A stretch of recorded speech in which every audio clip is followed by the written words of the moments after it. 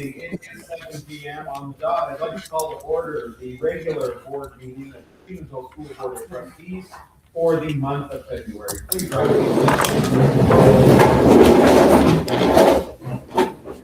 I pledge allegiance to the flag of the United States of America and to the republic for which it stands, one nation under God, indivisible, with liberty and justice for all.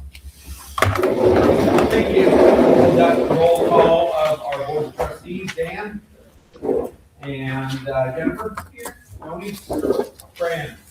I'm here. Ben, Stephanie, Billy here, and Nathan.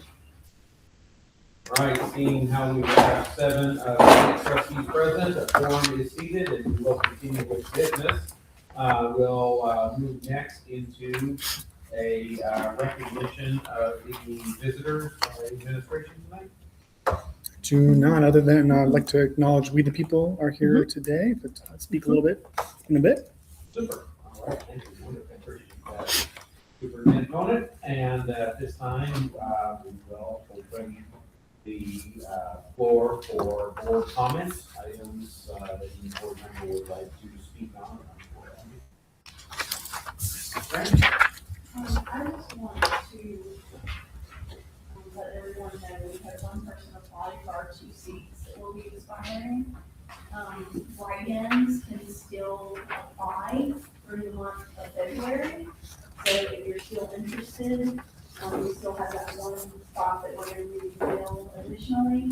So if you are interested in that, you can get to the district office to get the same type of paperwork and fill that out so that you can be a write-in candidate. So if you did think about it, please think about it a little more. And help us fill that position so we can have a full board. Further board comment? All right, we'll open the floor for public comment. Time to comment on matters that are not on the agenda. Topics for public comment cannot include any potential legal matters, private personnel issues, or private student issues. Is there any public comment? All right, very good. We will move on to our consent agenda. Consent agenda is organized in 3 sections: credit card payments, approval of claims, and approval of minutes. Items on tonight's consent agenda have been organized as such due to their similar nature and have been deemed unlikely to superintendent board chair to require individual discussion. Starting first with credit card payments, as a reminder to the board, these are items that have already been paid as per board directive to maintain the credit card balance and make sure that is always paid. So tonight, that is Visa claims 43,246 through 43,256 for a total of $16,776.52. Does any board member have any questions about these claims that have already been approved and paid? Now is the time to ask questions about these. All right, so a member of the public have any questions about our credit card claims? All right, very good. We'll move on to approval of regular claims. These tonight stand as claim 43,208 through 43,245, as well as 43,257 through 43,296, for a total of $391,000, $539.90. The additional claims of 43. Ben, I was gonna see if we could add those tonight. Okay, and we're adding additional claims, If we can. 43,297 through 43,300, for a total of $4,710.96. And everyone has a Yes. attachment in front of them to see what those claims are, so. And those all arrived late in the mail, so we just want to try to avoid any late charges. Thank you. So, largely, a large part of that is Super One, and other stuff in here. Okay, so does any trustee have any questions on tonight's claims or wish to remove an individual claim from the consent?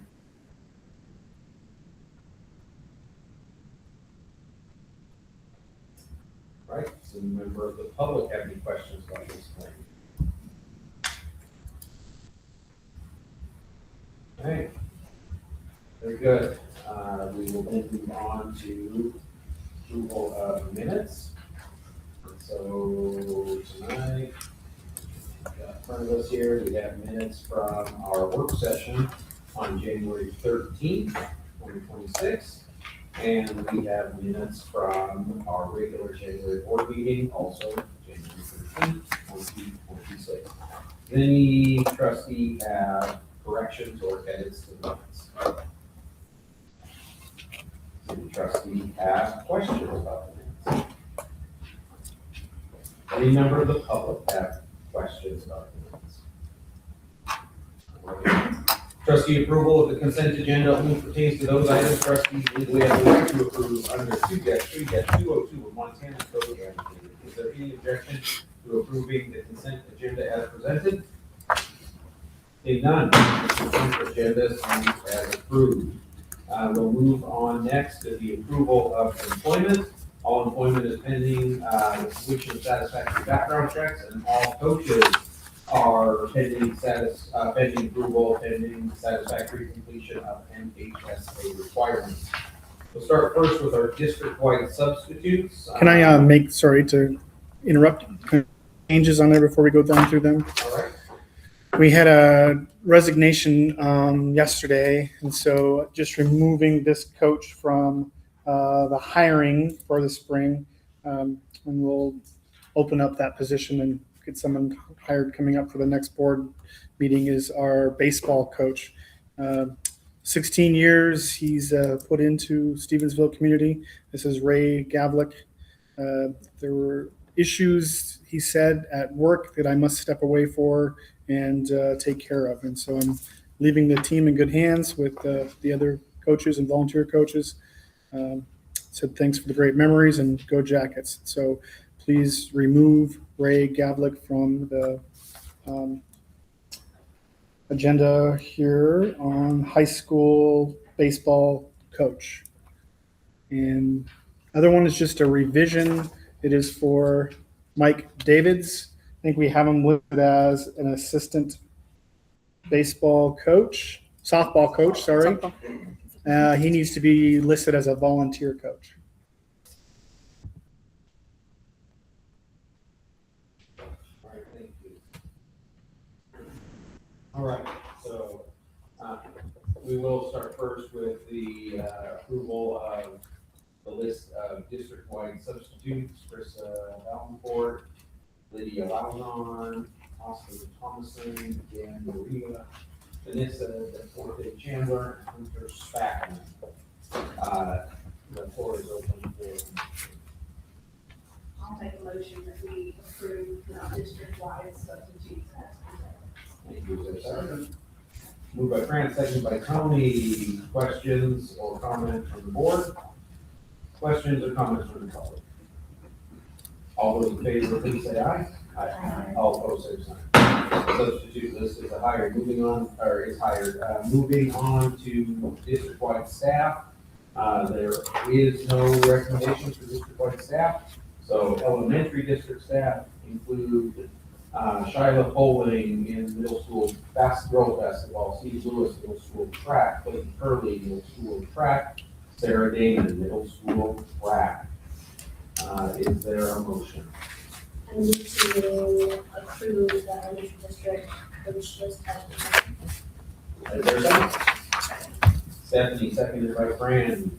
Does any trustee have questions or comments on this hiring recommendation? Any member of the public has questions or comments on this hiring recommendation? Dan, how do you vote? Aye. Tony, how do you vote? Fran? Aye. I vote aye. Stephanie? And Bill? Aye. Motion carries unanimously. Moving on to the high school district, recommendations for hire Pete Kearney, softball, Dusty Yeager, softball volunteer, Mike Davis, softball volunteer, Chris Jones, track, Sidney Height, track, Tyler Joyner, track, Bill Everett, tennis, Sean Madruga, tennis, Warren Noddle, baseball, Andy Mellinger, baseball volunteer, Gary Little, track volunteer, Sierra Chavez, track, Jay Ayla, track, Jesse Wright, baseball volunteer. Is there a motion? I I move to approve the high school district hires as presented. Thank you. Is there a second? Second. Been moved by Stephanie, seconded by Jennifer. Does any trustee have questions or comments on these hiring recommendations? Member of the public have questions or comments on these hiring recommendations? All those in favor say aye. Aye. All opposed, same sign. Motion carries. Recommendations are approved. Moving on to resignations submitted to us in the district-wide resignations. There are none. Elementary district resignations include Luke Price, stepping away from the middle school girls basketball position. Charlotte Poling, middle school basketball assistant. We know why, because that position was the head coach just a few seconds ago. Luke Price and Steve Lewis, and I want to spend a couple seconds there, and I'll also wrap in Lori's resignation too, that will come up in a minute, but I can't say enough great things about how positive Steve and Lori Lewis have been within our district and what they've brought to the district, to the school, to the community, not only as natives of Stevensville and Upper Valley County, but what they've done for the district. You know, how positive they impacted and how much they meant to that. Certainly, great appreciation as well for Luke Price. I believe he's been with us for Maybe 3-4 years. That's 4 years. Yeah. Yeah, and always certainly appreciate what he did. So offhand comment about that, and I appreciate that. And certainly welcome to come to board members. Actually, have a motion.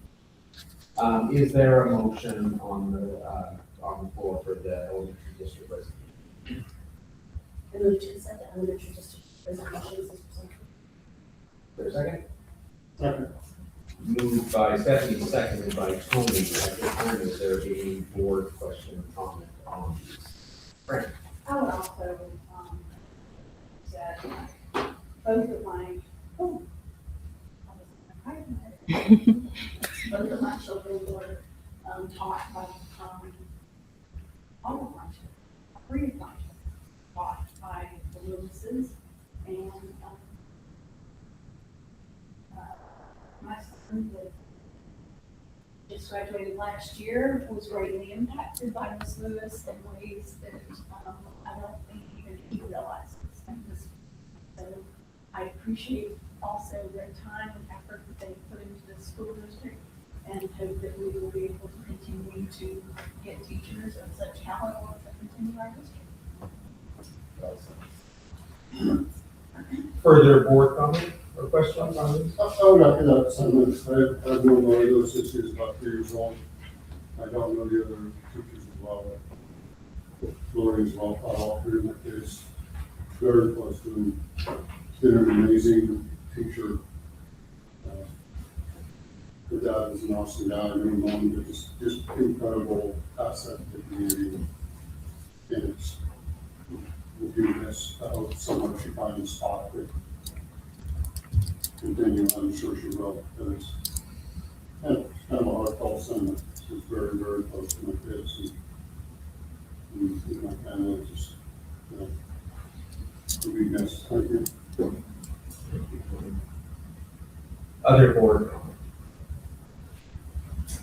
comment or questions on these resignations / retirements from the public?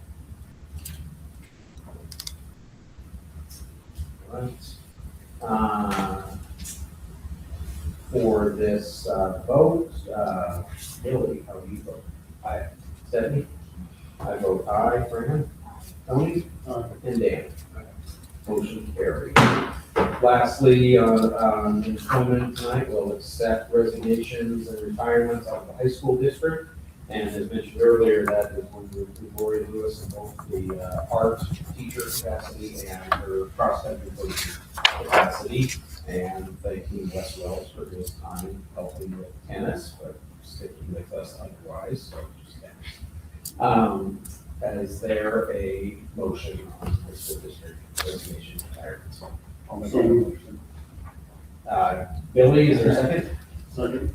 and seconded by Tony. Is there a board question or comment on these items? Public question or comment? All right. All those in favor, please say aye. Aye. All opposed, say sign. Motion carries. That concludes the employment section of tonight's agenda. We'll move on to item 5, which starts us with informational items, and we're thrilled to have our student body representative with us. We've been very busy past few meetings, representing the high school as a number of things. We're glad to have it. Deacon? Thanks, everybody. Figured we should just jump right into it. So this is the student activity report. Starting off with We the People. Our We the People team are state champions, and we're extremely proud of their accomplishments and hard work.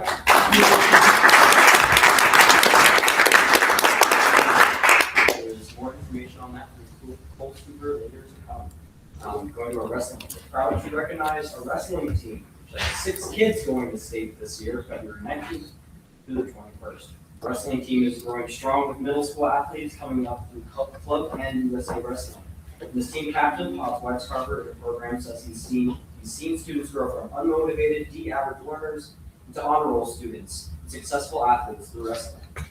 Cheer. The cheer team has been working on new stunts, becoming louder and more energetic, preparing an exciting new dance for the senior night. So that's super exciting. Make sure to head on with that.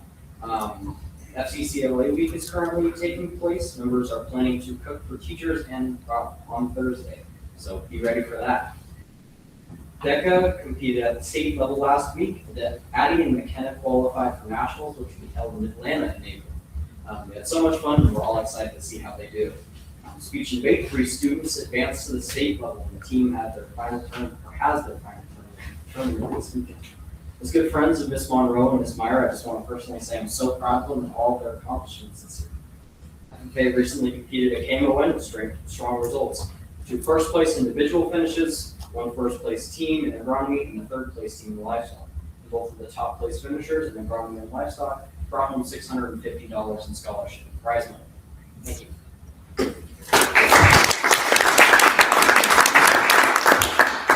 Thank you for that wonderful report. Does any city trustee or member of the public have a question for that? Do they have funding for these various students new funding, school buy-in, you know? Is that gonna come up later? I think the first one's gonna come up later. I think we're gonna learn about the We the People's trip to Washington DC. Is that right? That's where it goes. Okay, so we're gonna learn about that, and then the other group, the DECA group, goes to Atlanta in what, like? In 2 days? April, yeah, in April. Pretty fast. Mhm. And same thing. They won so quickly they couldn't get on the agenda, so Mhm. they'll get on the, but yes. Yes.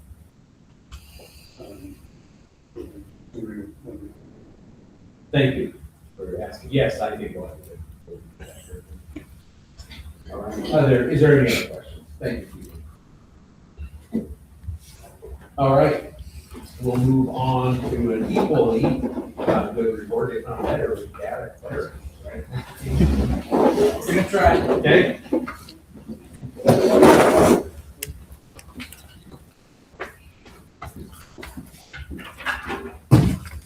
All right, so before we start, all of the data was put together by our wonderful virtual coordinator, Beth Trumper.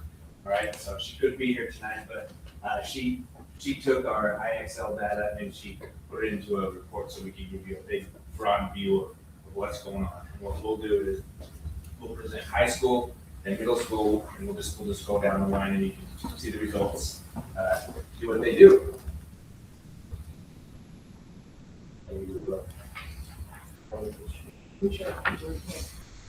There we go.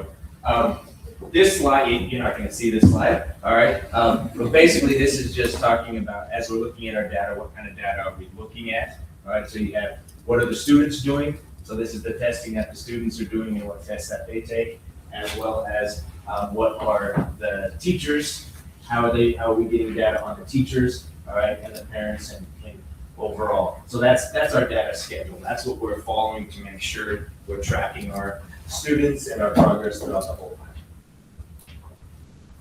time. Okay. High school. So high school math. All right, so 9 through 12 math. This is where it starts. All right, once you get 2 data points, now we can start to do some fun stuff. All right, we presented our initial test earlier in the fall, but now we have a fall and a winter. So now we get to start to really dive in and say, are we making headway? What do we need to find out? So this is just an overall view. So when we started in the fall, we had 145 students, or 41% above national average. Yet in the winter, we had only 127 students, or 36% above national average. Before we speculate or say, why is that? All right, now is where you get down with your teams. For example, common planning times in high school, we really dive into that. Because a lot of things can possibly be there. One, did we lose students? Do we have some students who took math in the fall that didn't take math in the winter? So we actually have less students? Or did students actually drop? All right, and so now that we have two data points, the first thing we do is we dive into that big overall data and try to see if we have student attendance or what's happening there. I don't have all those answers, so don't ask me, okay? But we know, what I like about it is we know what questions to ask. Like what is it telling us that we would jump in and we need to look at? And the other piece that I love about IXL is that's giving you a big umbrella view of where our students are moving as a whole. But we can dive into this and we can see if we did move as a whole because of one skill set or one specific thing. All right, like for example, I will say, spoiler alert, math, we already know that we had an issue with fractions. Okay, so to give you an example of how one skill can really jump at you. A lot of our kids are in upper level math, but they got hung up on fractions. And so what it prevented a lot of our kids from doing was moving up to the next level of questioning. So there might have been some skill like functions that our kids could do really well, but because they got hung up on a lower level area of fractions, we didn't move them up.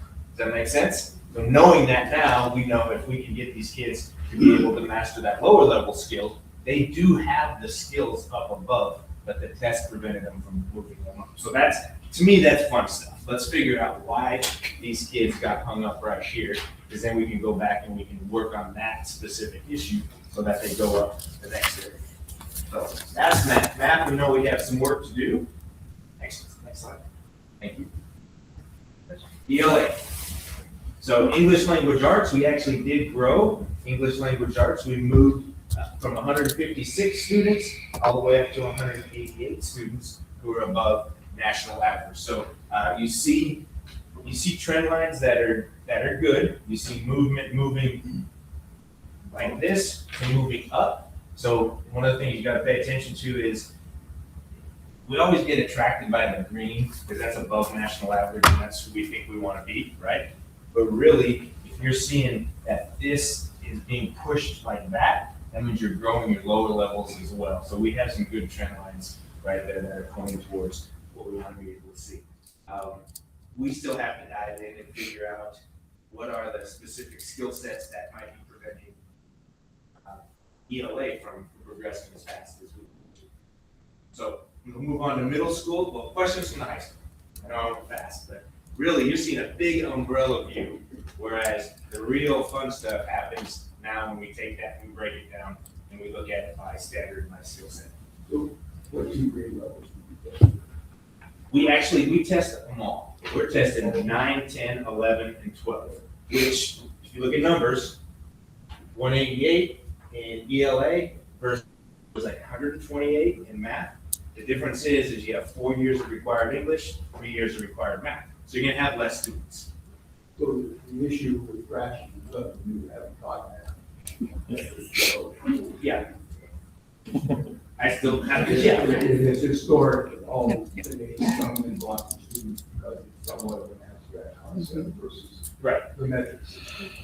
One of the arguments that we used for decades to do away with institute metrics. Right. Right.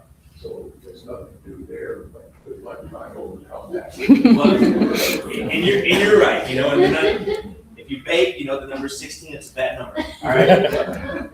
But, and one of the things that I love about that story that you said was, in schools, we compensate for fractions really early on. What's the first thing we do when we dabble in fractions for a while, but then we just say, just give them the calculator, right? And they do it on the calculator, and kids can do upper level math, even if they struggle with fractions. We compensate for fractions. You don't know the rest of fractions either. No.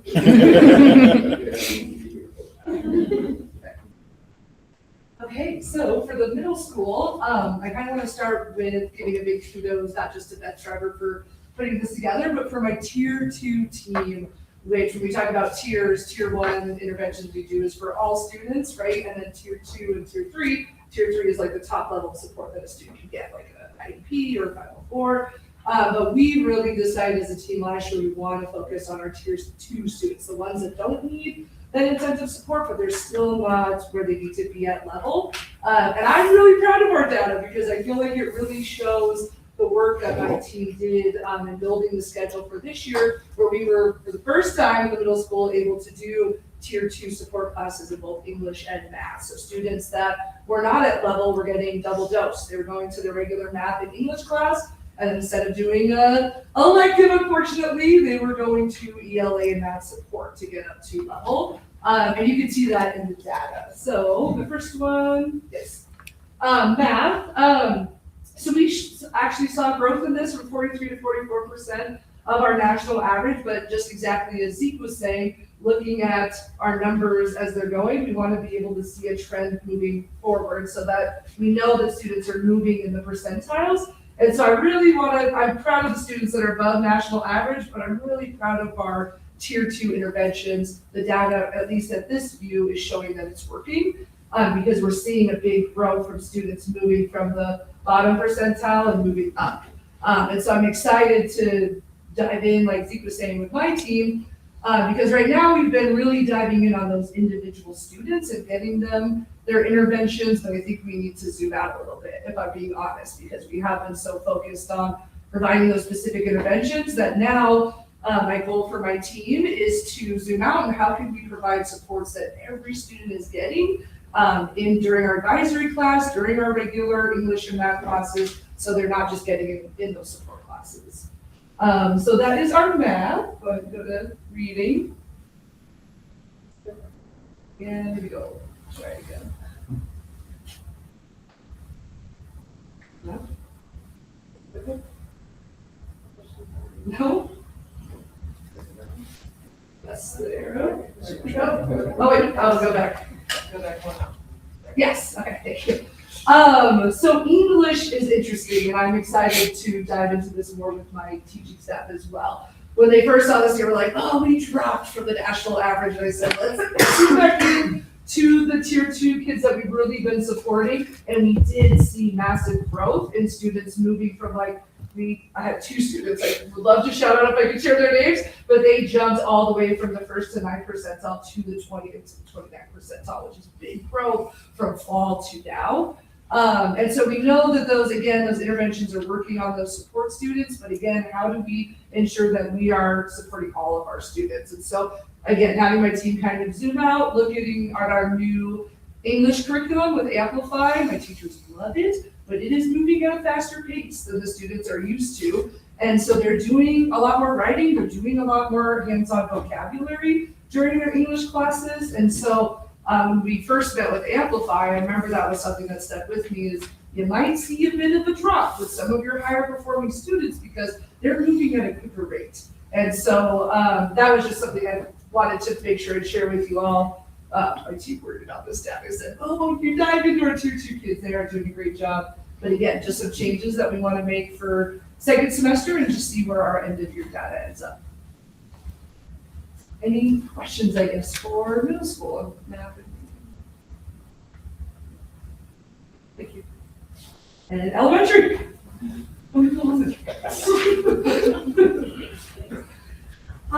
Okay, so we were so excited about our data and the growth that we had a data celebration a couple weeks ago with our staff.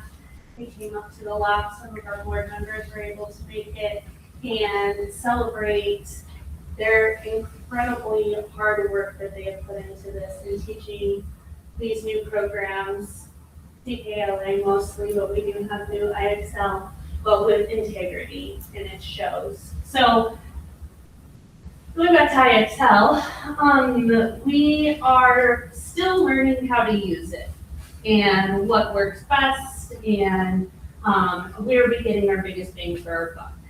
And through that though, we are seeing maintaining right here for math. So we are at the 45% of our students are above the national average in the fall, and then again in the winter. So, drum roll, button.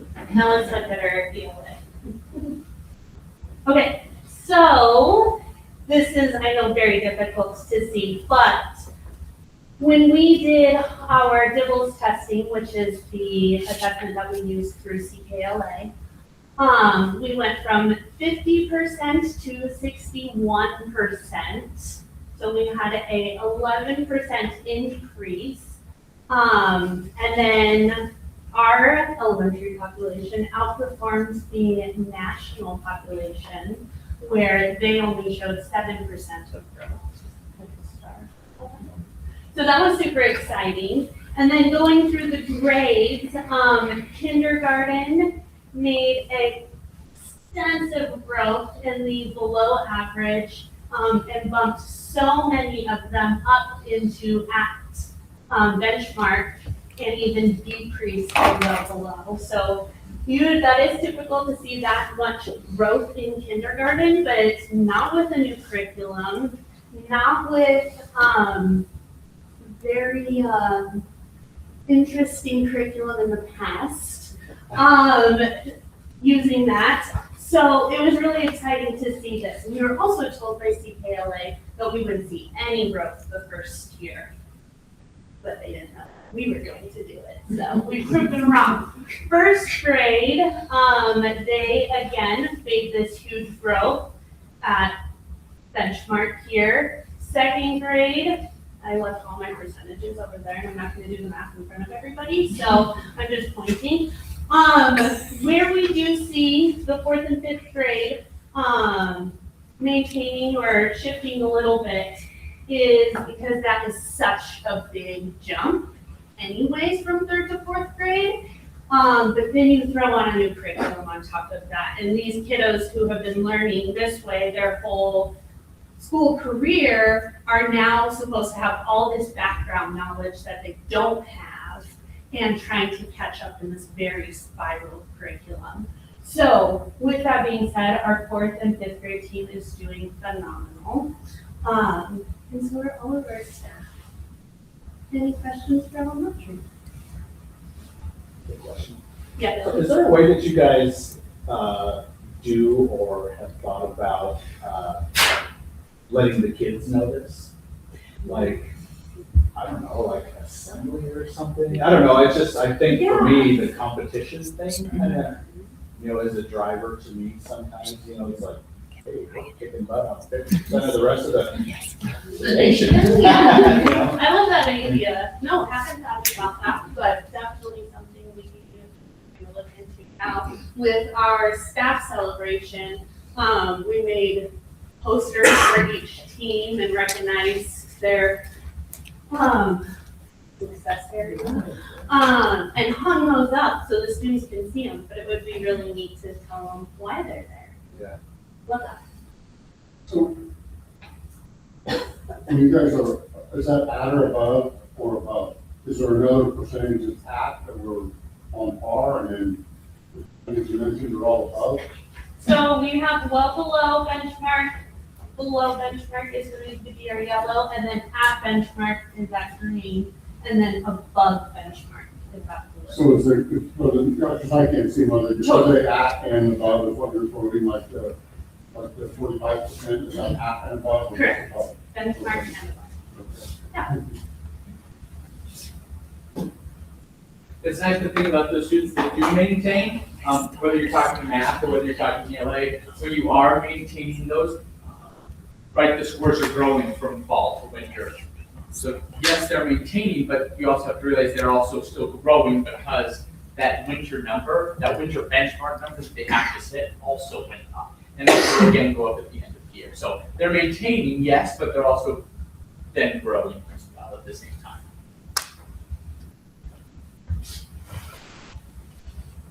Okay, good job.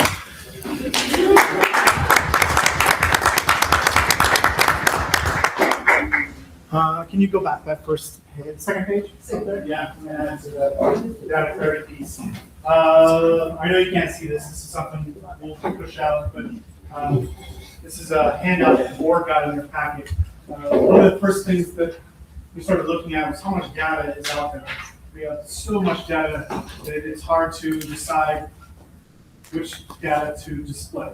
And so what this document does is it ties our school goals and our benchmarks to the data that we're going to collect to show progress, or not progress, but show our achievement in those areas.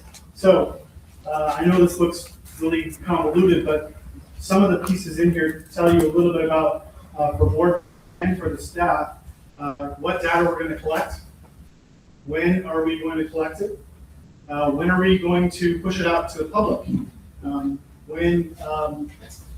who is responsible for that data, whether it's either student data coming in or staff data. But this document kind of contains all of the major data pieces that we feel like would tell the story of our districts. We know that one piece of data, just looking at IXL today, which I do program, it's the first time ever this district has ever, well, since they had the NWA, how long ago did you guys have math? Anybody that's been here for a long time? NWA? I'm looking all over.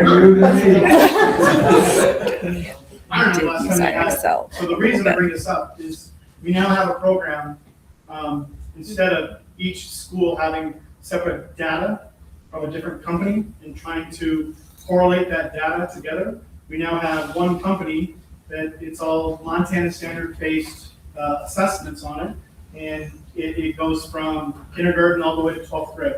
So now we have a way to track data longitudinally. And so we haven't had that to be able to do. This is the first year where we're going to be able to do that. And so that's why it's number one up here. That's why we thought we'd show you right away. That's our first time we have 2 data points to actually take a look at.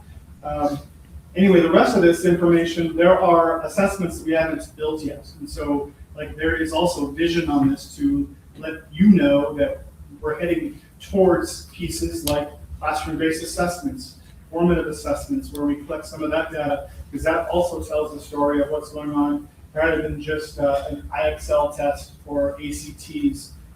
So these 2 pieces I'm sure we're going to be using quite a bit over the next couple of years to talk a little bit about the data we're going to collect. We're going to be able to create presentations that use this data, and you're going to be able to see, well, here's the goal, here's the objective, here's how we did from the beginning of the year to the end of the year. And hopefully this will bring some clarity to the data that we collect.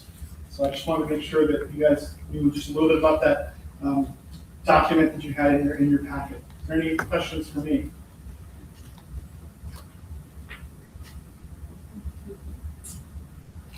Okay. Thank you, Superintendent Bowman and the entire team. Are there questions on the entire presentation from anyone? And your 2 teachings, are they, did you say right now they're doing these individual interventions with the kids on their ISLs, or they're building to the group? So it's both. So they do both individual, and we try to keep the classes. This has been the hard part, is because we have had kids that when we set a benchmark, or if they don't reach a certain point, then we're going to refer them to a tier 2. But there's a lot of kids right now in my building that need it. So then we've had to make decisions like, okay, we're going to set the benchmark maybe a little bit higher or lower. And so we try to keep it to no more than 10 kids per class, so a teacher is able to do more one-on-one in a small group. Yeah. I really like the IXL and how it can identify where a student is struggling. What does it look like like in real time when a student tests, new student struggling, like when can that intervention happen? Does it happen immediately? Is it down the road a little bit? Is it down a bit later? If you watch a kid working on it, all right, it happens immediately. Like they'll take the question and it'll tell them right or wrong, all right, and then it'll if it's wrong, it'll feed them some hints and some information, and then they try again. Okay, So right in IXL is where it's, I think I've heard that before, and I just didn't think that was right, but. yeah, if you like, I have 2 kids in my own home, and they work together, right? They're supposed to try to get to a certain score, right? And my kids would kill me if I share this, but my little girl gets to the score she needs in 6 questions. My little boy takes an evening and a half, all right? Because if they miss it, all right, they have to go back and they try again to try to raise that score up, depending on how they set that up. So if they're trying to get to a certain point, if they get it right every time, it gets them there faster than if they miss it. Yeah. It'll show that proficiency. And then it's really amazing because it gives the teacher and parents an action plan based off of how they've been scoring and just different strategies that they can tell the student has been trying. It'll say these are the skills they specifically need to work on before we can build up to these other skills. And so it automatically assigns that. And then my teachers have taken a step further of, oh, you 3 have to work on the same skill. Now we're going to work on it together and you're going to teach each other. And so there's been some really amazing things happening in those classes. Yeah. Dan? So in ELA, when we are testing these students, focusing on reading, are we testing reading for content or reading for critical reading, or what are we testing? It depends on what we are trying to test, actually. All right, there's grammar in there. All right, there's some writing. All right, there's actually sentence completion. All right, so very different skills that they're trying to test along the way. It's not entirely just comprehension. Sometimes it's specific skills that they're testing. So do we test them for critical reading? I'm going to come back to the K through 3 grades or K through 8 grades. Are we testing critical reading skills? Tell me the difference between critical reading and comprehension. Like, Comprehension is about content. okay, So are we testing them for content and then critical reading? Critical reading to me is you're able to read something and then you're able to apply it, take inferences from it, apply stuff. I'll take what you read and apply it to solving an issue or another question. So I can't speak directly to IXL in that, but I can with Dibbles. And with Dibbles, it depends on the grade level, but they have a knowledge portion and a skills portion. And at 3rd grade, they kind of become one, because that's when you're starting to kind of read for information instead of learning to read. That's the goal, right? So in 4th and 5th grade, they are tested on comprehension, fluency, thank you, and so all different things.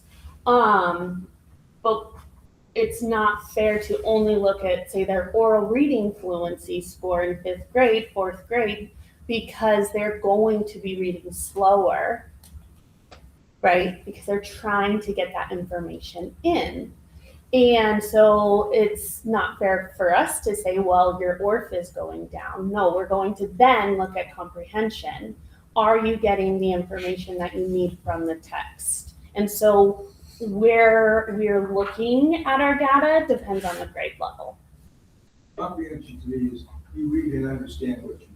But what's stopping them? I guess I would say, Dan, what we look at when we think of comprehension, right? It's what is that barrier to the student's comprehension? Is it vocabulary? At my level, is it fluency? Are they reading at a pace enough to understand grade level vocabulary? Honestly, at my level, if they are not comprehending, what we've seen is it's vocabulary. When you get to 6th, 7th, and 8th grade, it's the vocabulary of the content and their general ed setting is too high. And so what I love about the Amplify curriculum is it does differentiate the vocabulary down to the student's level. So then can we target, is it they're reading too slowly that they can't understand? Is it they're reading too quickly? Are they really not reading with intent to comprehend? And so Amplify, actually, we're getting that data, not so much in IXL. IXL, I would say, focuses more heavily on the vocabulary strands, which is important to know at our level of like, if we have a student that's reading at a third grade reading level and they're a seventh grader, then we know we need to work on vocabulary, but maybe they can read words quickly, but they don't know what those words mean.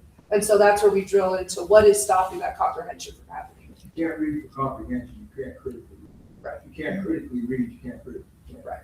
And so in my mind, I see a link between all three, and I'm curious where this program, as we go through up to grade 12, how this leads to critical reading so we can teach kids or kids can learn how to critically think, because I'm not sure that's happening. I think Look at the world today. there is one test I know in Gibbels. It starts in second grade. It's called the Maze, and it's a timed reading. So it'll give a paragraph, and then through that paragraph, there's a missing word here or there. So they are happy to think critically. Okay, so I'm going to read this sentence. There's a blank here. I have to fill it with the correct word to make the sentence make sense, right? And in that test, a word bank. So it'll give you like an option of 3 words. The bus picked me up in the morning, afternoon, or evening to go to school. So that's an example from, let's say, a second grade pamphlet, and then it says they'll minutes to complete that test, and then use critical thinking skills to then choose the correct word to complete the sentence. And it goes like that through the paragraph or through the extended reading page. And I guess I'd like to clarify a little bit about the test itself. So the test itself in IXL is computer adaptive, and it keeps getting better as you go. So the critical thinking skills obviously start pretty low level in the lower grades, but as they start answering more difficult questions, it keeps getting harder and harder. So there's going to be skills like inference and critical thinking in those difficult questions as it gets harder. So it's built into the test itself. And so I guess I'm trying to figure out how they report the information. You can dive into the different components of reading, I guess, to get data for each of those components. Critical thinking falls under comprehension. So you could dive into comprehension a little bit deeper to figure that out, because that's going to be with inferences and inside of reading comprehension. So I think it'd be great for a little tour at some point to go look at it. I mean, we're spending money on it. It'd be great for you guys to come in and take a look, right? I thought that same thing, Dan. I thought, you know what? Let's bring some Chromebooks in here and test everybody out. It's like a board qualification. Yeah, right? Fractions will be part of the test. Great idea, Dan. I'm on it. Okay. Dan, you better study your fractions. I don't pass that either. Is that data collection system, are you able to tie that to curriculum? Definitely. I think the IXL piece is based off of our standards, which we're building the curriculum guides, remember? And we're able to take that data from IXL and a whole bunch of things we can do. Not only work with students, but then we can start seeing the strength of programs, right? You can look at a grade level. You can look at our math program, right?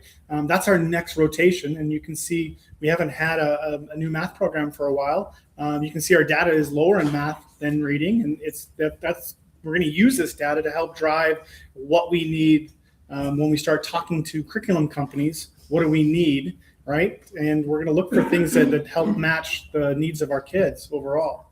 So, but you're also going to be able to determine, hey, we've implemented, and that's the whole reason why I brought that here too, is like after we do CKLA, Amplify, and ArcCore, our ELA for like probably at least 2 years, we can really dive into the strength of program and start looking at what is what's working, and then what do we maybe need to look at to supplement if we don't have the right components for that program. Do you have a guide, do you have something that says, when we look at curriculum, cost being a factor, what you need being a factor, all these different things, is there some guide that we use that, or not, we just Totally. calling curriculum companies and seeing what we do? How do we determine who we call and why we call Right.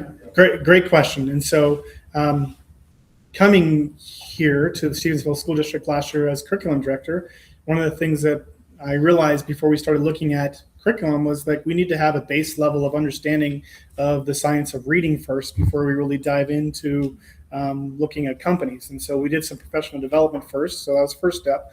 But what we did was use a third-party company, Side-by-Side Consulting, and they got us into looking at the Reading League, which is a independent company that scores every single ELA program out there, right? And they give you reports that you can view for free and dive into the strength of programming, and they're comparing all of these programs together. And so what we did is went with, we looked at some of the top science of reading programs, right? And we dove into them and broke it down to 3 that we wanted to take a look at. So we had all 3 of those companies come do presentations for us, right? And when we really started making that decision, some of the things that on the committee that we believed in was making sure that we had like real books and we're not just reading straight from a screen. So you're going to see in our ELA program, pretty much all the way through, we're using actual real books. A lot of schools are going away more towards online curriculum, yet we have some supplements that go with the program that's online, but for the most part, our whole curriculum is books. And I know we brought that to you guys last year, and I know that's one of the things that the board liked, but we did too. We like the fact that kids have actual physical books. Our ARC core program at the high school level works with a lot of real novels.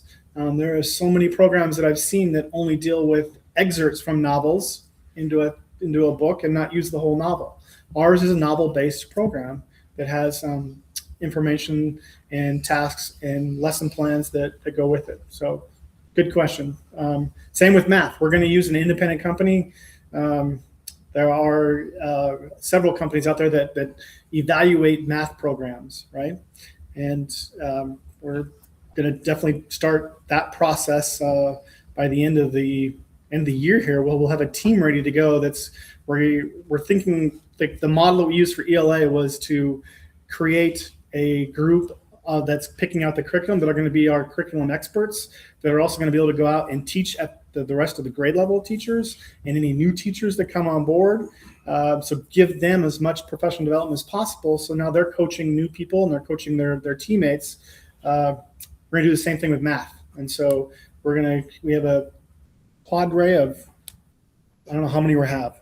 We're right in the middle of picking those people. So if people apply to be on this math team, we want to work on giving them professional development first to kind of build the same level and philosophy on what we believe in K-12, putting everybody, representatives from our whole school, K-12, in one room and talking about, I'm a 5th grade teacher. What do I want to make sure the 4th grade teachers have taught before they get to me, right? So all those conversations are important that may or may not have been happening systematically in our school district, but are now happening and they're aligned. And we're trying to make sure that what we teach in 4th grade sets that 5th grade teacher up for success. And the more years that we're doing this more systematically like this, it's not such a shotgun approach to what we're doing in our classrooms. So that's where we're headed. In this document right here, the data clarity is going to be the document that pulls out the data that we think is going to tell the story of how our district's doing. And I'm going to pick up super quickly on something you said for clarity. You said you used the phrase same with math, because I picked up on that in relation to having textbooks, having things to hold, and I guess circling around to seeing IXL, seeing what students do, seeing the power of it. The power of it is undeniable, right? The ability for custom feeding and dribbling of hints and that sort of stuff like that, that makes, that'd be very hard to do in a face-to-face environment, serving all kids, and, the power is undeniable. Is there a balance, or is there an overarching awareness and thought of all the emerging research that is coming out about what students absorb? Well, the screen may be getting them to the right answer by dribbling the right facts or dribbling the right things to get there. That the difference of absorption of knowledge from paper pencil to the screen. So just, and that's kind of an open-ended question, not really looking for an answer, we're just kind of wondering, is this, as we dive into this, and like I said, we head towards math and seeing what we're already doing with IXL, I hope that's part of the thought process, and I'm glad it was with you. Well, yeah, to be honest, I mean, we need something that's going to tell us. I really feel like in the next 5 years, the states is really upset with their, not OPI, but let's just say the rest of the school districts across Montana are really upset with our current assessment that we have for MAST, because it's supposed to do, give us information that we can use the next day to inform instruction, and it's not happening. And so superintendents across the state are really upset with it. But what we do have, or most of these districts have stuff like IXL or NWEA. There's like 3 or 4 main companies that we're using that not only take a benchmark score 3 times a year, but also can show growth from the beginning of the year to the end of the year. And so that's something that the state testing does not have. And so I'm going to guess we're going to start moving towards one of these programs soon. And I know one of the school districts right now in our area here is actually piloting a program similar to this as their state testing with the state. And so going back to what you said, I battle, I think, with paying subscriptions all the dang time, because everything's turning into Amazon and Netflix in schools, right? Like we're paying these heavy subscriptions for some of this curriculum that we have. And in the same sense, we also need to make sure that our kids understand some of the technology going forward. But in the same sense, like with math, a kid learns math concretely first, right? And we got to have that concrete spatial to abstract. And we can't just hop on a computer and go spatial or abstract right away without having great manipulatives. And so that'll be one of the things that I look for. And I don't want to be, it should be a team decision on that, but I love hands-on math materials, right? To get kids to understand those concepts. There's hands-on math materials for algebra all the way into Algebra 2 that you can use. And so I think there's pieces that you bring up that are important for us to keep, because we don't want to also get sucked into a whole bunch of subscription-based curriculum programs.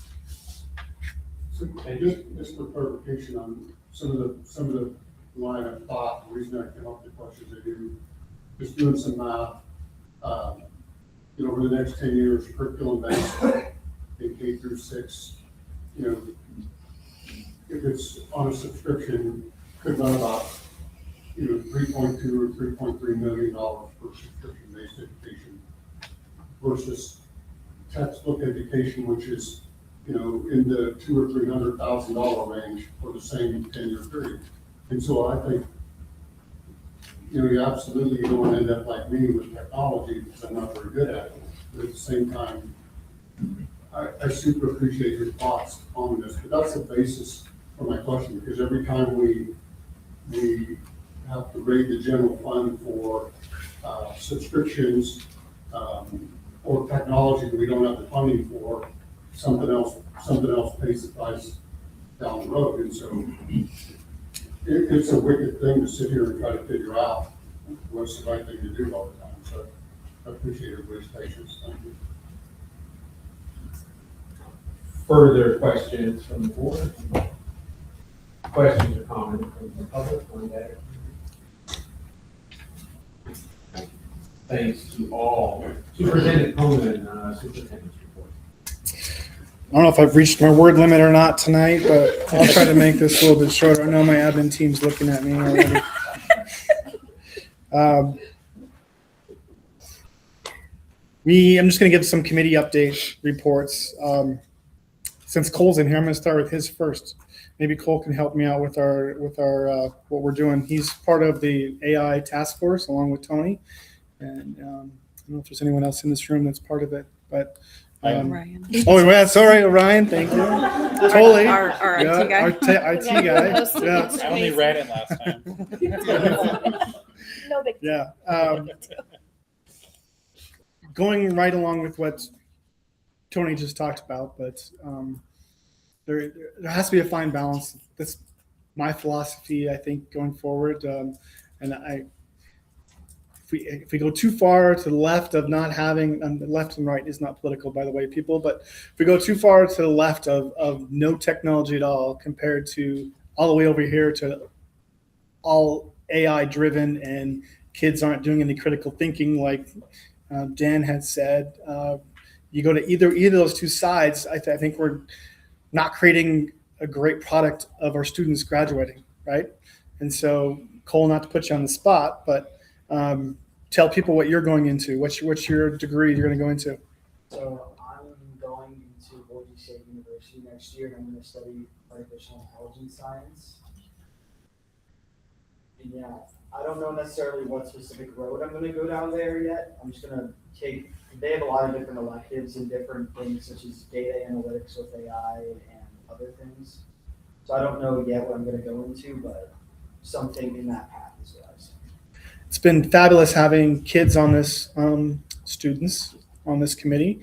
I don't know what Cole thinks about being on a committee with a whole bunch of adults, but there's also another student that's in there as well, and they do an amazing job of helping bring a student perspective to what we're doing. And I felt like we need to start putting some guardrails around what we're doing with AI as we go forward in our classrooms and with our students. And so having Cole and all of our team's opinions, especially from the classroom out there, helps us as board members and superintendent be able to decide what type of policies that we might put in place. And so if you notice, we've tabled our policies that were just recommendations this last year from our legal staff because we wanted to really learn more about AI first. And so I was going to create a team of like 6 people, and all of a sudden we have like 16 or 17 people that were interested in it. And I'm like, let's bring them all. The more people we get to understand what's going on.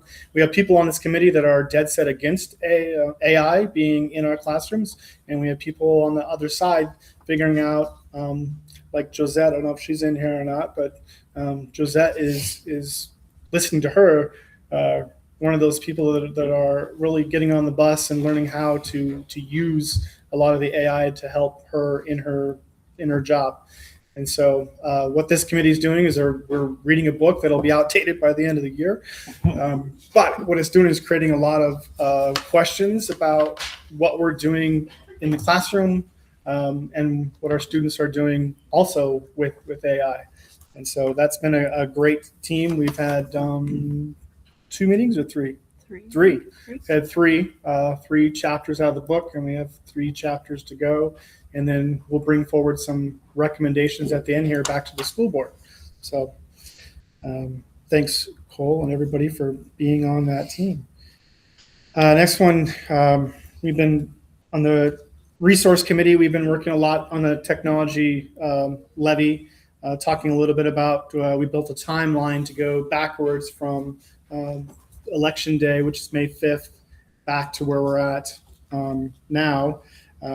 We are trying to hit those mileposts of getting information built.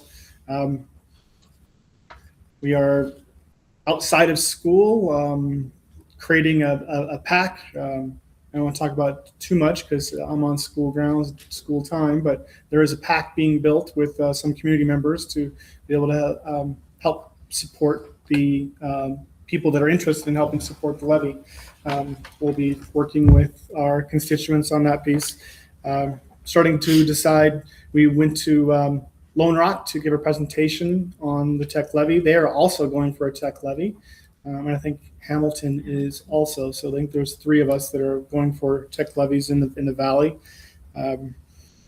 We've spent time in the resource committee looking at the high school roof repair. We'll talk a little bit about that tonight. We had 2 proposals for putting on a new roof on the west side of the high school. We've also talked a lot about the charter school getting set up, discussed funding options for that, and what type of curriculum offerings that we're going to be able to give to our students.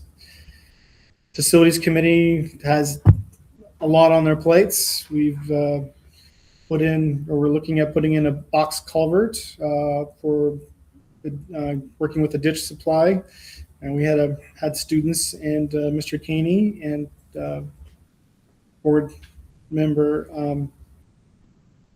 Hudson that were there to present to the ditch supply committee, and I think it was pretty positive. I know they're going to meet coming up here again to talk about getting that box culvert put in, which will connect across the football field to the bus barn area, create another walkway across to that side. We'll be able to use that parking lot, open up a whole bunch of stuff for PE and athletics, and being able to make our campus a little easier accessible. Stephanie and I have been working with the Stars Foundation on tennis courts. We have proposals for tennis courts. Found out today we have a list of people that are interested in helping donate time and equipment, which is great. We're working on a memorandum of understanding with the Stars Foundation and ourselves to move forward with using that $225,000 that they have built up to start building some tennis courts. Softball fields were finished. We had some benches just put in with the last kind of pieces to get that ready to roll. It's been nice being able to do a lot of outside work because of the weather.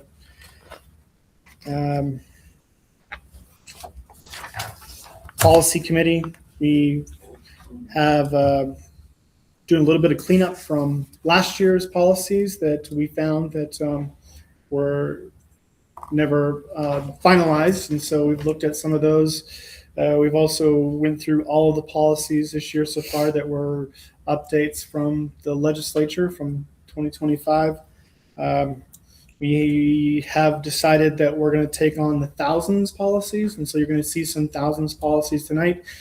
You remember what thousands policies, those are all the ones that dictate what happens with the school board themselves and how we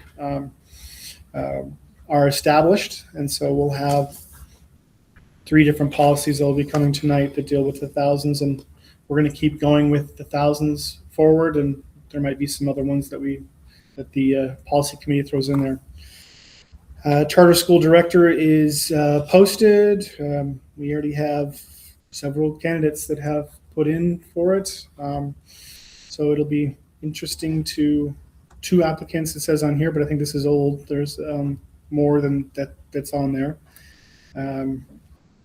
And also looking still for more assistant coaches for football. And we have a paraprofessional position that's been posted for going on 2 months at the high school that we'd really like to fill.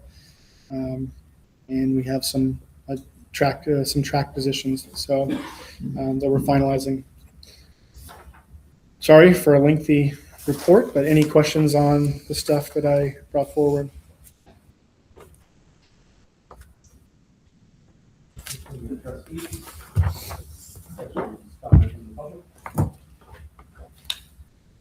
Thank you, Superintendent Coleman. Much appreciated. Good information. We reserve item 6 on our agenda for out-of-district enrollment in either of our districts, and tonight we don't have any, so we have a placeholder on the agenda. So we will move on to item 7, which will be the approval of 6. Move on to the approval, and request for out-of-state permission to travel for the week group. So your, narrative shared a little bit about that. Superintendent Coleman or Mr. Kane, would you like to fill us in a little bit? Sure. Mr. Wells and a team of 4 students are looking forward to approval for out-of-state travel to Washington, D.C. for the We the People program. They go from April 17th to 19th. There'll be hundreds of students from across the nation that will travel to D.C. to compete at the national finals. It's simulated congressional hearings. They'll compete in front of scholars, public officials, judges, and other experts, showcasing their knowledge of America's Constitution and government. Just want to give a special congratulations to our outstanding team of Anton Miller, Cole Stuber, Emma McCoy, Jacob Wallace, and led by their coach and sponsor, Mr. Wells. And I know assistant, yes. Elizabeth Cowan, thank you so much for helping out with that as well. And they're looking to leave around the, correct me if I'm wrong, 16th of April and return the 20th of April. April 15th. Okay. And if I could hand it over to, anything else to add, Zeke, or? No, I know that team and that group, they've been meeting, trying to discuss fundraising. A lot of these events, happen so soon to where they have to roll over and do a April nationals. That's a burden, and it's difficult to try to do that fundraising that quickly. So we applaud them for the work they're trying to do ahead of time to get ahead of this, and the parents and the kids who are trying to do that work. So try to support them as much as we can, because it's a task to try to turn this around as quickly as they expect to do so. And kind of turn it over to Wes. You want to say anything at all, Mr. Wells? Yeah, thank you. I want to make just kind of a few brief comments and put some context on what's happened, if that's okay. If I could go back to another topic that's completely separate from just employees. You have 3 teachers who are leaving this campus on Saturday to go to Helena for the National History Day Regionals. And a big shout out needs to go to Brett Renault and to Derek Berkeley, and then their supporting staff of Heidi Cowan and Peyton Nolan, the middle school also. Tabulating the numbers on here, this is the 8th year that we've had the National History Day competition going on. And you have a total of 39 students who will be competing at regionals, representing a total of 26 projects in 2 divisions. And so that's the largest showing we've had from the school district since we started the program back in 2018. So with a quick shout out and appreciation specifically to Derek and Brett for getting that program going. With We the People, this is the 9th year we've competed.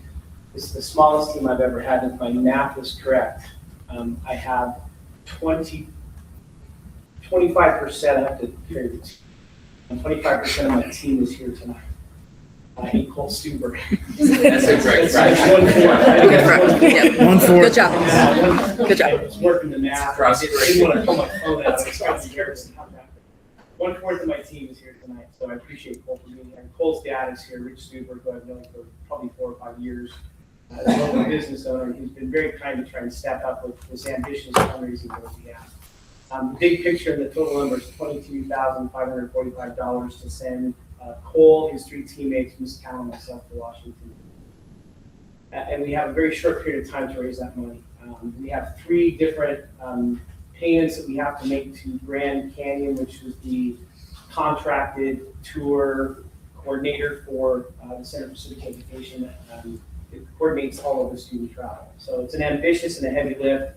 Rich has been very helpful, tremendously helpful in getting this set up. And as of today, we now have a QR code. I think I'm gonna have T-shirts made with this code on it. This takes you directly to Infinite Campus, which then allows people to make some contributions to the school district in care of the people, and that will hopefully help us raise some money pretty quickly. Cole today, and this ties into sort of the AI and the fact that kids are doing really smart things, put together a website for us that basically has just a brief introduction and then a direct donate here link that takes us right to Infinite Campus. So we tie those two programs in together. So big shout out and appreciation to Cole for jumping on that. But the context is this, in 9 years, we run this program called We the People, and it's a constitutional competition, as you mentioned. The purpose of which is to give students an opportunity to go through a mock congressional testimony presentation, in which students pretend like they're experts in front of congressmen who, you know, are made up of judges and attorneys and lawyers and professors and all kinds of different people. These students have to become experts across 6 units of curriculum. And in a typical team, you'll have 20 to 25 students who will then take on these 6 units and be divided across these teams and prepare for what are called national or state hearing level questions. So when our team competed in Helena, we had the state level hearing questions. And so over the course of fall semester, Cole and Emma and Anton and Jacob decided that they wanted to do the whole competition. So they took on 6 units times 3 questions apiece for a total of 18 topics. And these 4 kids wrote 18 essays, essentially. And they had to be prepared to respond to all 18 of those questions through 6 rounds of competition. And that's just to get started, because the second half of the competition is the follow-up question portion where the judges, imagine if you were the judges, now then have 6 minutes to grill these kids on anything that's peripheral to the knowledge that was part of that core question. And that's where these kids just absolutely kick butt. And one of my favorite comments, I get kind of torn up when I share this with you, is we have a district judge from Flatthead County by the name of Amy Eddy, who, when she left one of our hearing rounds, because she was a judge, she turned to me on the way out and she said, "Your kids crushed it." And I had no idea, like, the context of what that means. I didn't think it's very cool. Kids did well. But I didn't understand that because we had 4 kids who were doing this competition and they're competing against AA schools and another A school who had, you know, a staff essentially of 20 to 25 kids per team. Those kids only had to worry about knowing 3 questions and all the related follow-up information. These kids at this school became experts in 18 different topics, and I can't, you know, compliment these kids enough for what they chose to do. Well, because of that level of expertise, they rolled in there probably arguably 6 times, if my math was correct, 6 times more prepared than those other schools did. And they won handily. Their comments that we got back from the judges was overwhelmingly positive, like where they had anticipated information that we, you know, the other schools did not do. So now we have this unique opportunity to go to Washington, D.C. But the challenge we have now is, in addition to trying to raise $22,545, these kids now have to rewrite 18 national hearing level questions. So we're now in the process, we're now working on the 2nd unit. Each week we're taking 3 more questions. And the additional challenge is Cole and Emma and Anton have moved on. They're now in an AP government class where the curriculum is completely different. They're preparing for the AP. But I still have to meet with these kids outside of class and find Jacob Wallace wherever I could find him to continue to meet with him and coordinate our preparation for those questions. So I just want to kind of put the color commentary on what these kids are doing and what they've chosen to do, when a whole lot of kids will choose to do a whole lot less. And I think there's a lot of credit needs to be given to the kids for what they're trying to do. So we're here to ask for your support to go to Washington, D.C. maybe, but we're in the process of trying to raise a whole lot of money. So each one of us is taking a portion of that tab. Mr. Stuber from Water Masters has been kind to offer up his expertise in terms of running some raffles and hoping to get some of those raffles going here pretty quick. We have the link to Infinite Campus for donations. Ms. Cowan has started some of our private fundraising. We're going to run a trivia night for the community to try and raise some money. I think we have through Mr. Estelle. We're going to try and do a raffle at one of the remaining basketball games. And we're just going to try and nickel and dime our way to get to $22,000 pretty quick. But I need to come up with $7,000 by Friday to make this first payment. I think it's, my math again is correct. There's out of 3, this would be 1/3 of the total cost after we pay by Friday. And I don't have it as of today. I have $1,200, maybe $1,240 is what I have as of today. So that's kind of the big picture in terms of where your question was, and I'll be happy to take any questions. Is that this Friday, 2 days, 3 days, you need that night? Yes, the math is correct.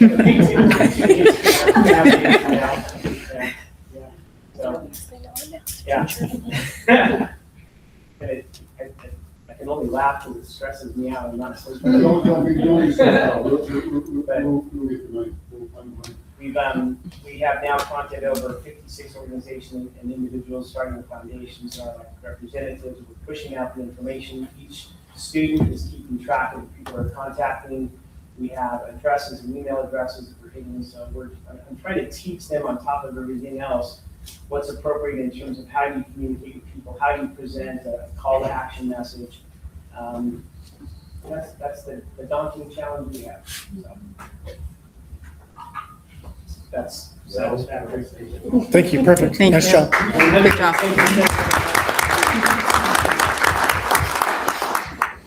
You guys have a flyer or anything that says what you're accomplished, what you're doing?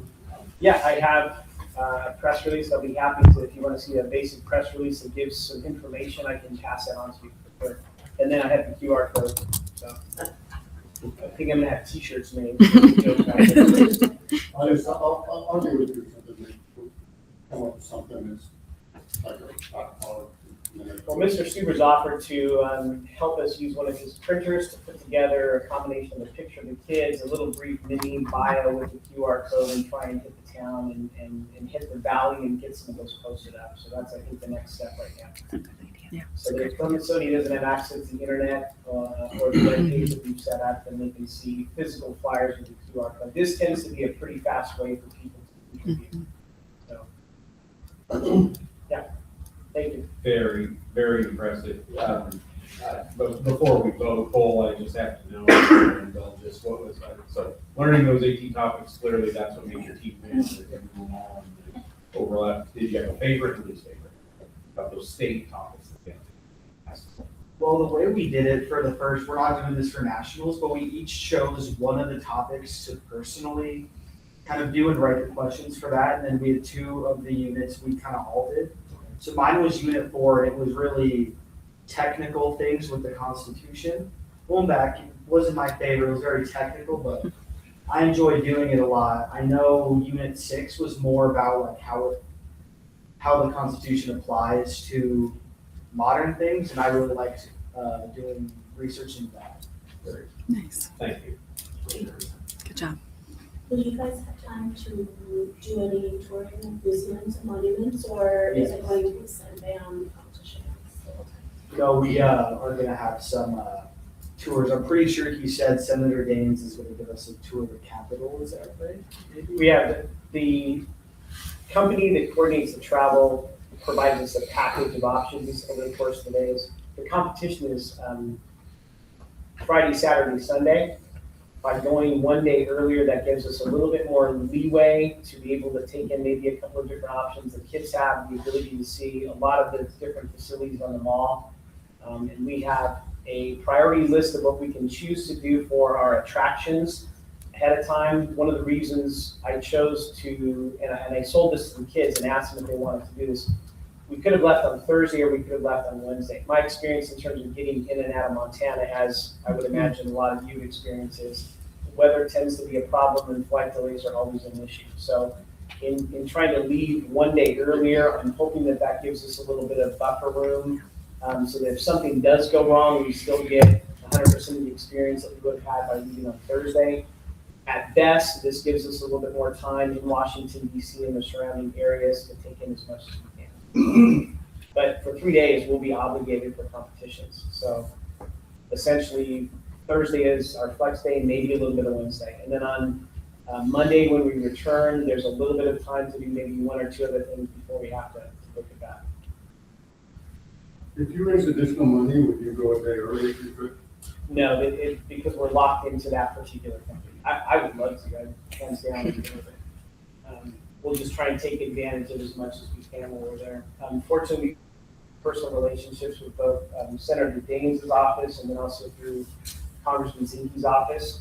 So we're hopeful we'll be able to have some personal conversations with them while we're there. Senator Daines' office has already reached out and offered that up, so try and make all the pieces fit. Yes, ma'am. Mr. Wells, if for some reason y'all do raise and we're using y'all need, is it possible to redirect those funds to any of your National History Day students that will be attending hopefully a national competition this summer? I would certainly support things in the realm, yes. For sure. Very good. At this time, the floor is open. I make a motion. Go ahead, sir. I'll make a motion to approve the travel of the 4 high school students and their sponsors, both of their sponsors to Washington DC for the We the People National Competition in Hazel. There's a moved by Fran, seconded by Tony. That is all good. Is there any further board question or comment?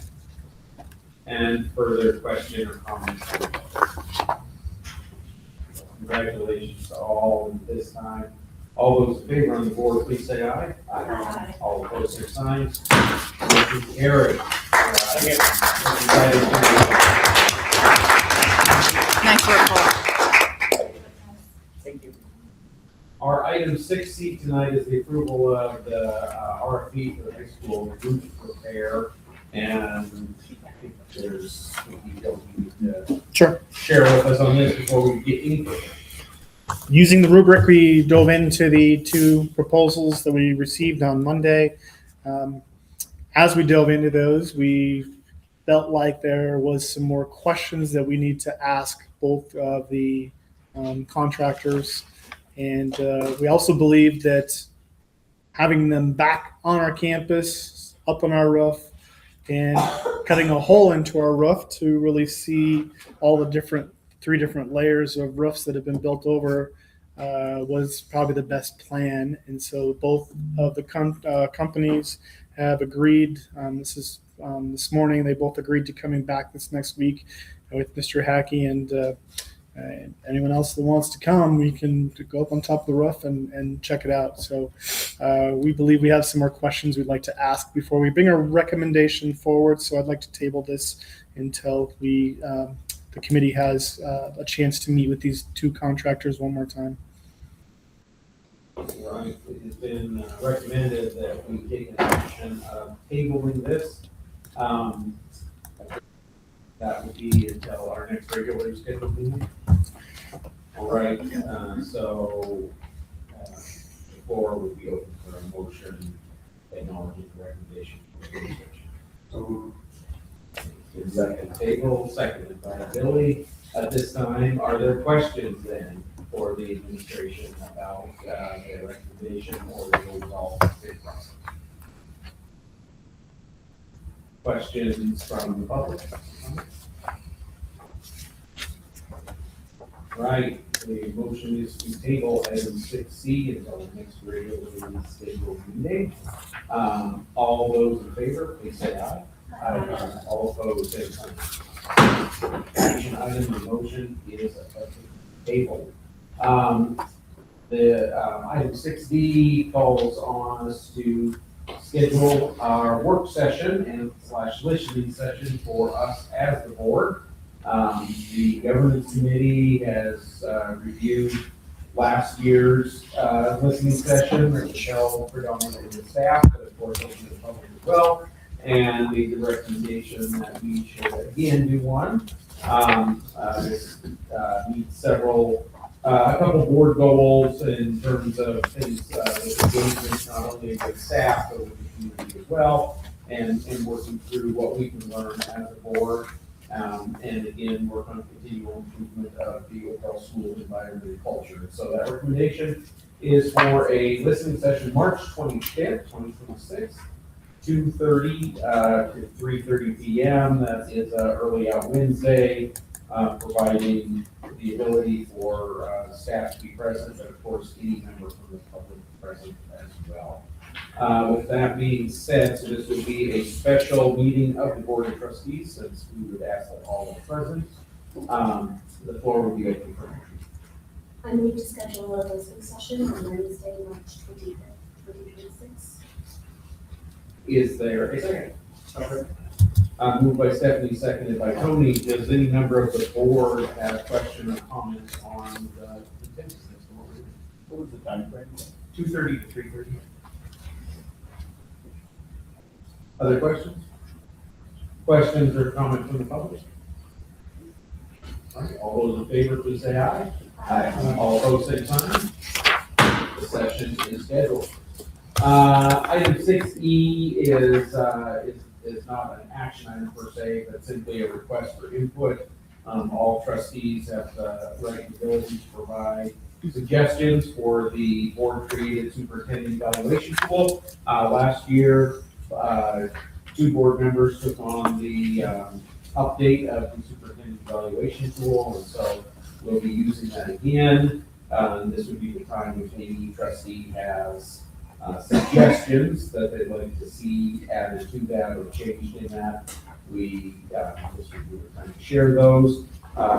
Once that tool is finalized, it will be shared out with every trustee in a digital format, filled out digitally prior to the March 10th meeting, where it will be reviewed with Superintendent Coleman in closed session for part 2 of his annual official review. Input from trustees. All right, move on to item 6F. And 6F is asking, we've been asked to view and accept the resignation of a board member, Nathan Bean. Up until this resignation is accepted, Nathan's still a member of the board, therefore his attendance for role was called tonight.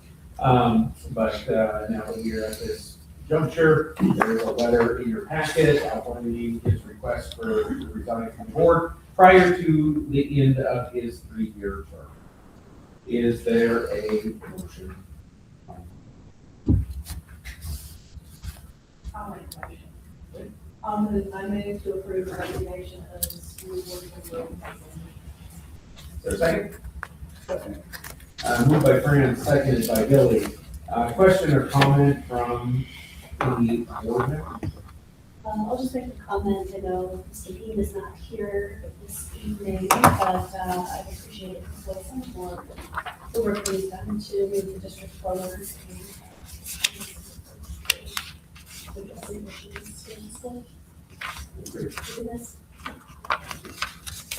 Further questions, comments? Fran? My question would be the process that we do to fill this, and then we'll have an election as well. I would assume, my assumption would be that it's too late to advertise that position. So would this be an appointment the board would make to replace?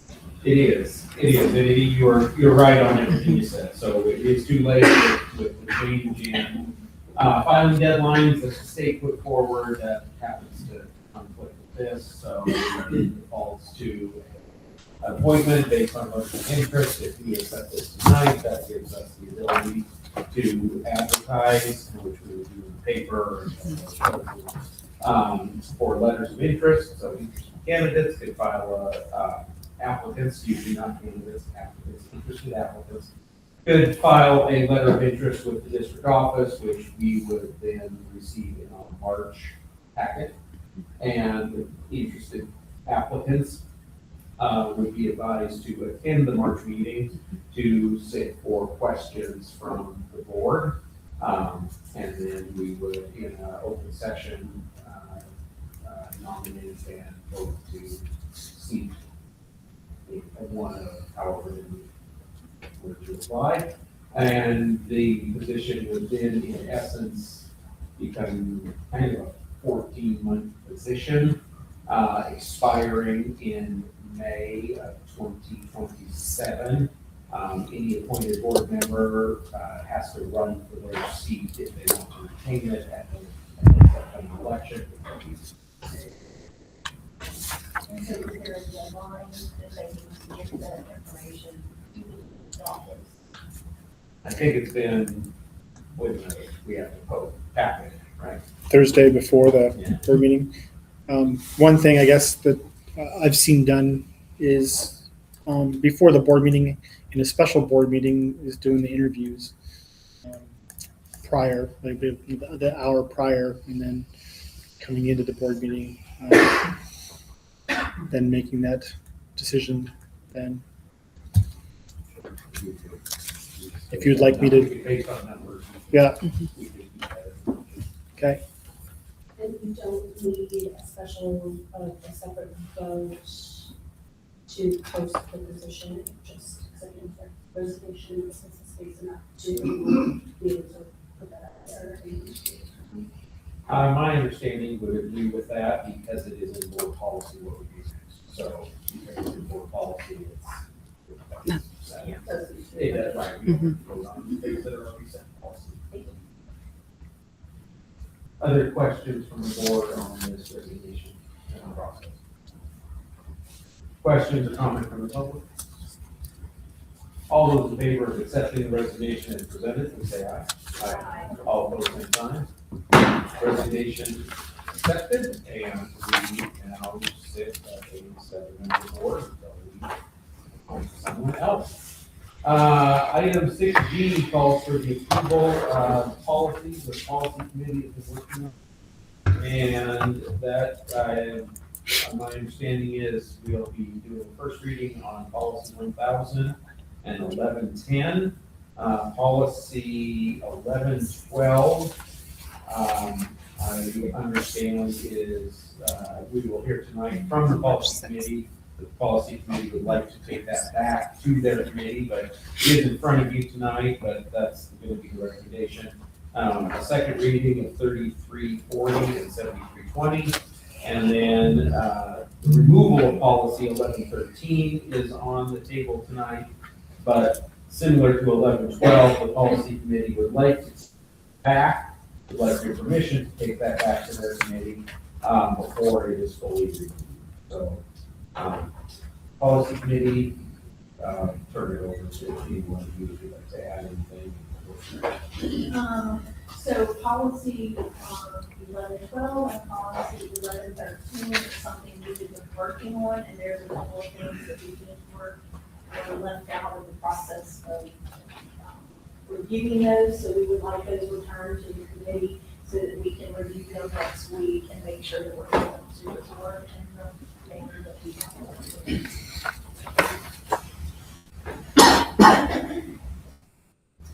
All right. At this juncture, then, the chair would entertain a motion. I welcome a group motion, acknowledging those items or one. I'm gonna make a motion to table, to send back to committee policies 1112 and 1113. Okay. Is there a second? Second. It has been moved and seconded to remand back to committee policies 1112 and 1113 at the recommendation of the policy committee. Are there questions about that from the board? Questions or comments from the public? All those in favor of remanding those two policies back to the committee in which they originated, please say aye. Aye. All opposed, same sign. Policies are sent back to committee. Who's second? This brings us again to first reading of policy 1000 and 1110. Second reading of policy 3340 and 7320, all of which are in roll call. I just want to check in on 7320. We talked about a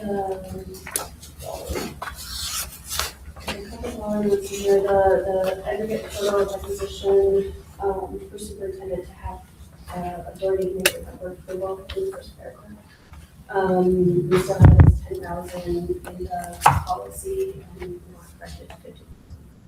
We made that motion last time, so I think we can just carry that up for Thank you. So, any motion would be to acknowledge that we are making a hand corrected edit on policy 7320 as presented to us tonight, based on prior action that has gone through the board and you with me as well. So this is a clerical correction, not a procedural issue.